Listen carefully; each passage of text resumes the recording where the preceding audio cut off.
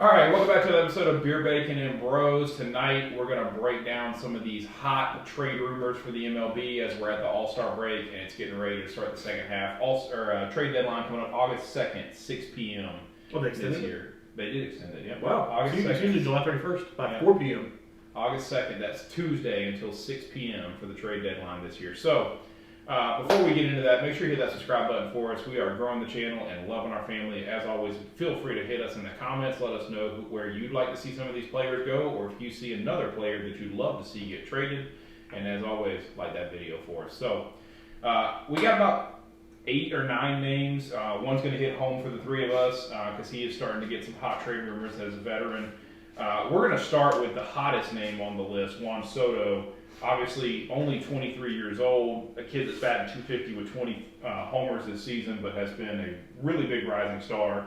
Very public about turning down Washington. I think it was 440 is the last offer. 15,440. The one prior to that was 12 or 13 for 330. Yeah. So I mean, I give it to him. I mean, he's betting on himself. I don't see why anybody in this day and age would take a 15-year contract anymore. Yeah.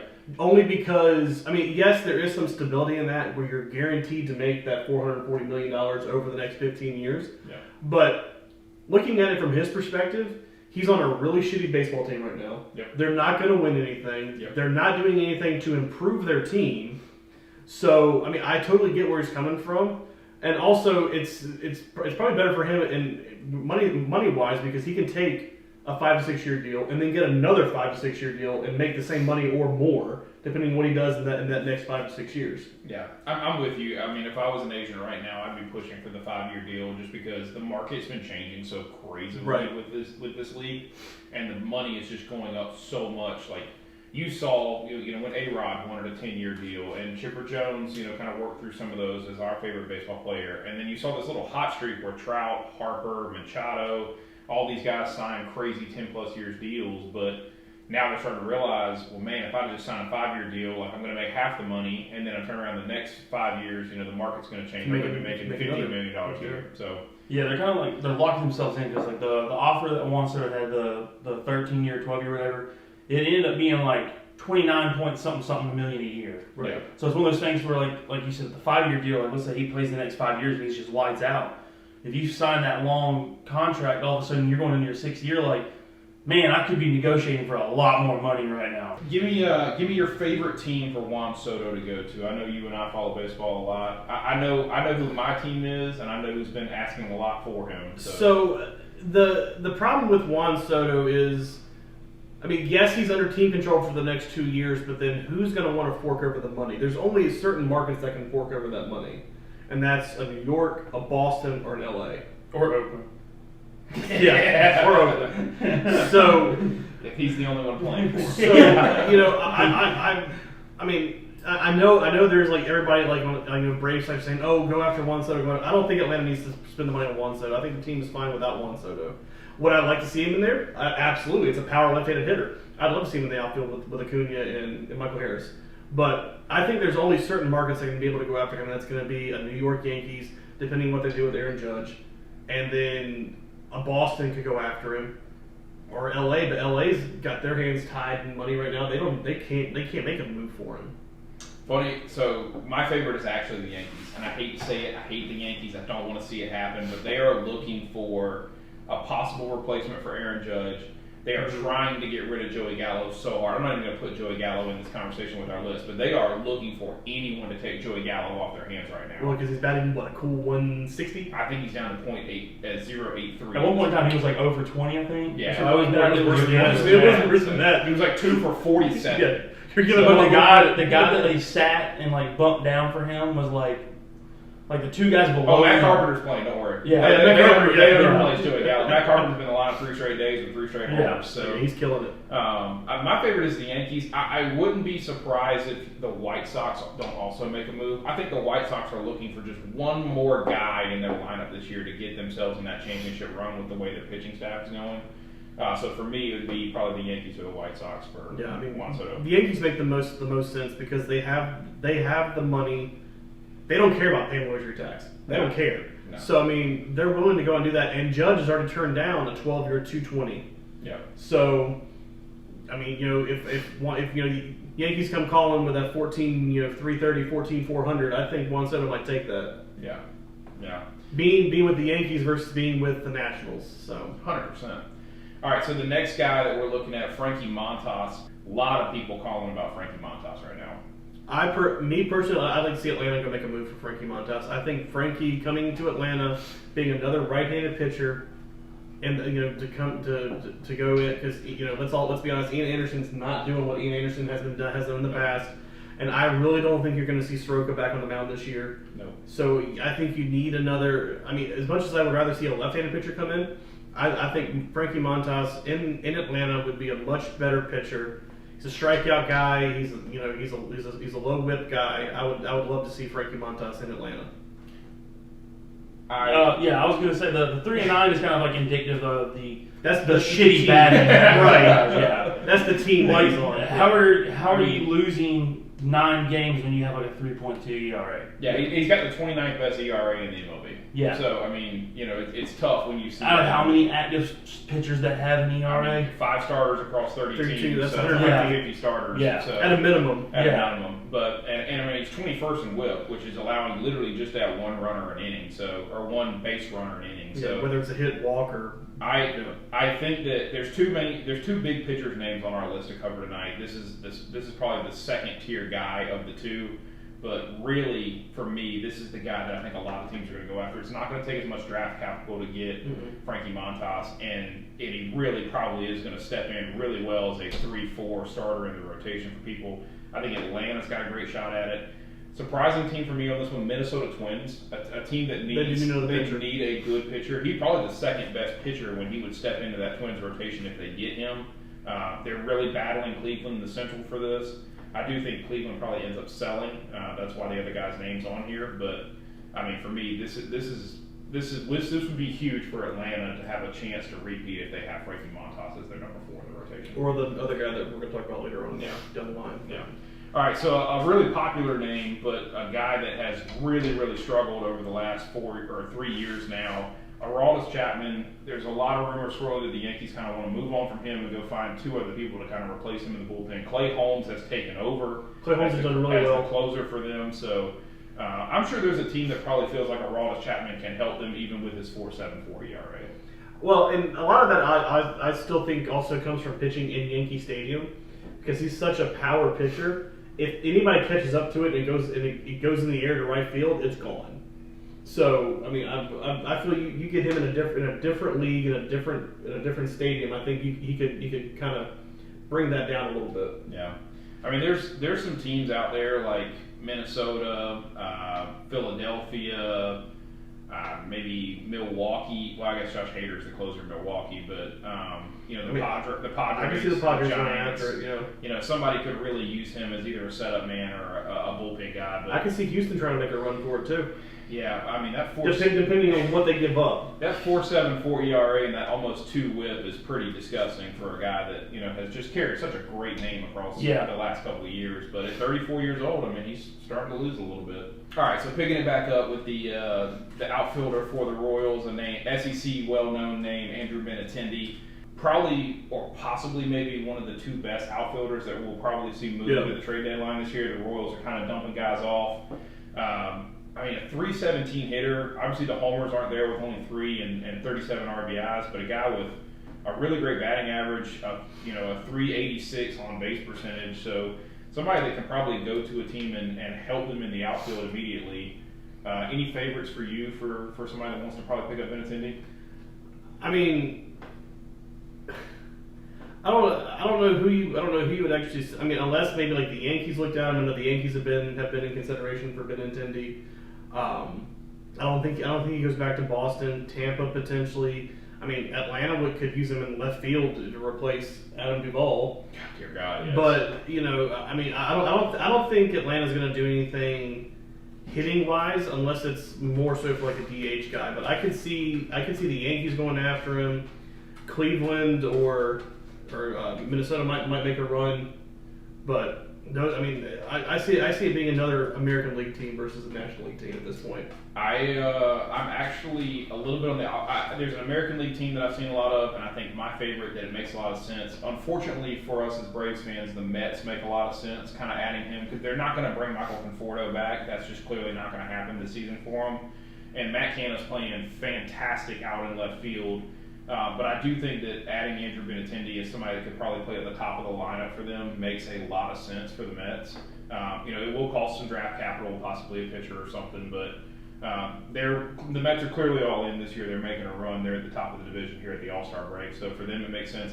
And Seattle, a team that while they're 9 games back of Houston, needs extra They're hot hitters. right now too. Yeah, they're hot, and they need hitters, and so Echaniger's still hurt. yeah, and so it makes sense for them right now because Jesse Winkler has been absolute garbage, who they brought in over from Cincinnati. Yeah. And Andrew Benintendi would make a lot of sense. Aroldis Chapman honestly would make a lot of sense to the Mariners too. I forgot, I didn't even think about that. That would be with the way they've been moving, and the Orioles are moving up too. I mean, the Orioles have been a hot team here recently. Yeah. All right. Well, this one touches home a little bit for all of us. Kid from Florence, South Carolina, Whit Merrifield. Again, we talked about the Royals moving on here.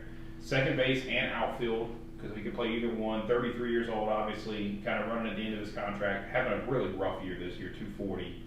Yeah, compared to the past 2 years, yeah. That 240 is better than what it was about 4 weeks ago. Yeah, as the two guys that own him on their fantasy team, he's been better than he has been. But when you talk about a guy that's a 286 career hitter, and batted 277 last year, and so He can steal a base. He's only stolen 14 bases this year, where he stole 40 last year. So Yeah.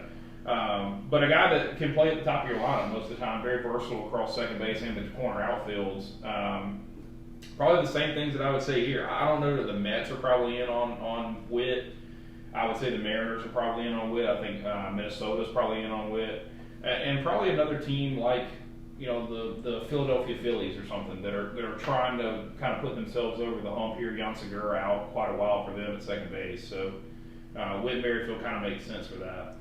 I would like to see a 1-for-1 with Adam Duvall. Oh, you and me both. 100%. Because, maybe throw a little extra to Kansas City, but it's one of those things you never know. Like, if a lot of times you see this, like, Whit's got the talent, he can perform, he's proven that.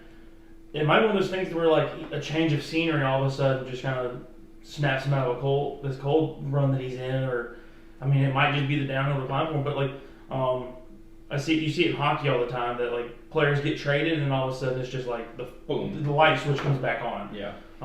So it could be one of those things where it gets traded somewhere, wherever he goes, he's back to being the hit leader. Yeah, I'd love this. Listen, if they gave me that trade right now as a GM, I would be slamming the button to say yes. So, but a veteran guy that's obviously going to get an opportunity. The only major catcher on the market, and there's plenty of teams that need catchers, Wilson Contreras, 30 years old, batting 250, 13 homers, 35 RBIs. He's up there for most of the statistics for catchers. Obviously a guy that has won a World Series before, so gives you an opportunity to get into a veteran catcher in your locker room. Right. Any favorites for you for Wilson? The Braves. Let's just go Contreras for Contreras. Oh no! No, I'm just kidding. We want the younger one. I'll take the 24-year-old. Yeah. Right now. Contenders that need a catcher right now. The Dodgers don't need a catcher. The Mets, I could see, because they have James McCann as their catcher. Garbage. So, that'd be a good move by the Mets to kind of help solidify their potential run into October. Yeah. The Phillies don't need a catcher. Seattle makes a little bit of sense. Houston can do it because they don't have. Maldonado, I think, is their catcher. Trash. So, Houston makes some sense. Minnesota got rid of Garver, so I don't even know who's in Minnesota anymore. So yeah, and I think the Yankees are fine where they're at. Giancarlo the Twins have Gary Sanchez. Sorry, not Giancarlo Stanton. No, he's in the Yankees. Yeah, so Gary Sanchez. I think there's two names that I love for this. The Rays, if they are serious about staying in second place in the AL East, they have to make some moves here. A catcher would make a lot of sense for them. They need somebody that's veteran behind the plate to work with their young pitching staff and would bring a lot of pop to their lineup. Right. And for me, Houston. If you are Houston and you're trying to get back to the World Series, what was the worst position for you hitting wise throughout the playoffs last year? It was the catcher position. Martin Maldonado was absolute garbage, especially against Atlanta. So for them, you're going to have to give up some capital, but this would be a great move for them if they're serious about taking an opportunity to get back in the World Series. A name that I'm not super all about, but Luis Castillo. I want to like roll the L's there. Yeah. You also want to call him Castellanos too. Yeah. So 3-4 this year, 2.77 on the ERA, 82 Ks. Almost one whip. Yeah, and almost one whip. He's only thrown 13 games this season because he was injured early on. Mm-hmm. But this is a guy that's put up some good numbers in the past couple of years. Like last year, he was terrible, 3.98 ERA. But he's been a sub-3 ERA or a sub-3.5 ERA for most of his career. Big strikeout guy. Obviously, the Reds are pretty much the worst team in the MLB. I actually think they have the literal worst. Yeah, I was about to say, it's another pitcher that's got a great ERA, but with a losing record. No, sorry, Oakland. So both those guys, right? Yeah. Great ERAs, horrible record. Oakland's the worst. Reds are the second worst here at the All-Star break. So a lot of the same teams for me here. I wouldn't be surprised if you see somebody like the Minnesota Twins making a move to get this guy. Yeah, the Twins. Seattle. The Braves could go after him. The Braves could go after him.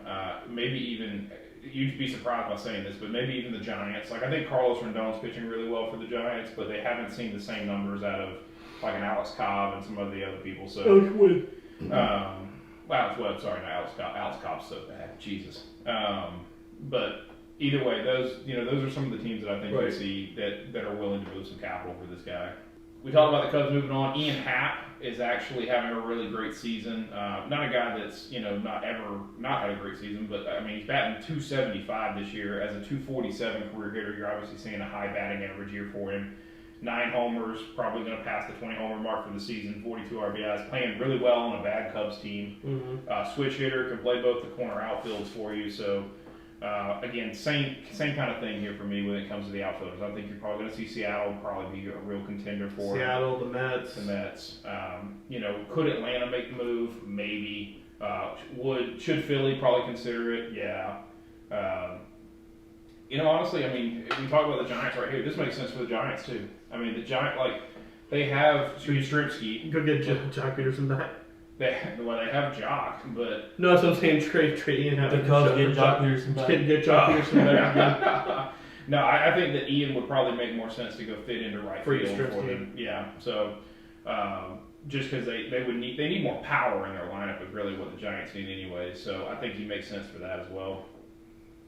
And then finally, the last big name on the list, Shane Bieber, a guy that. Like I said, I think Cleveland is going to sell. I just think that I would be astonished if Cleveland, they'd have to make 3 or 4 moves to put themselves as a real contender, right? They're winning a lot of games and they're second in their division behind Minnesota, but they would have to make a lot of moves to get themselves back into a real contender, right? And so, they're clearly not going to trade Jose because they just signed a 5-year deal. They just re-signed him. So, but I think Shane's one of those guys. He's on a $7 million contract this year. Long term, is Cleveland going to commit to him? Can they get something for him right now before he possibly walks away from them? And so, I mean, you got a guy with a 3.28 career ERA. He was as low as 1.63 back in 2020, 45 and 23 career record, almost 800 strikeouts in his career. So, a guy that's probably, I mean, he's a solid number 1 or number 2. Mm-hmm. And so I think there's a lot of people that can make some moves for him. So for favorites for me for this guy, probably going to surprise some people. I really think Toronto should probably consider him. I think Alex Manoah has pitched really well for him. But if Toronto's serious about making a run, Seattle should be serious about making a run. Atlanta would have to give a lot of draft capital to get him, but we just drafted 8 pitchers. Why not? Yeah, but I mean, at 27 years old, you're buying into a guy that's probably still got 5 or 6 really good years at the arm slot for him. So you could, yeah. I mean, I'd be fine with that. I'd be fine to get him a 5 or 6 year contract. Yeah. So plenty. I think you'll see plenty of people. Tampa could go after him too to replace Glass now because Glass is not going to pitch this year. Yeah, and Shane McClanahan. McClanahan, yeah. I mean, that dude's been fantastic this year. He started the All-Star game tonight, so yeah. So wouldn't be surprised. I mean, the teams that are probably out on this guy, the Yankees and the Dodgers. I think they've probably spent themselves as much as they can, and both are. The Yankees have the best pitching staff in baseball, which is shocking to say. but they have For the now. best. They have the best rotation in baseball, and the Dodgers obviously have so much money into their pitchers. So those are probably two organizations, and the Mets. I probably see all three of those teams are not going to be moving a lot of capital. to go Well, get yeah, because the Mets are paying Scherzer $45 million to pitch. Yeah. So, all right. Any last thoughts? Honorable mention would be Noah Syndergaard. There's a lot of talk about Noah Syndergaard too right now going around too, because the Angels really aren't doing much with the team with the talent they thought they had. So I really see them potentially trying to sell some pieces off, and Noah Syndergaard would be one of those pieces I feel that they would try to sell. Have you been surprised by how well Noah's pitched this year? Honestly, I've been a little surprised. I mean, he's not been the Noah Syndergaard of like 17 or 18, but he's done well coming off of the surgeries and injuries that he's had. Yeah, I think I have fully been surprised by how well Noah Syndergaard has pitched this year. I was very skeptical of it, and I said, if the team gets him for the right price, I can approve the move.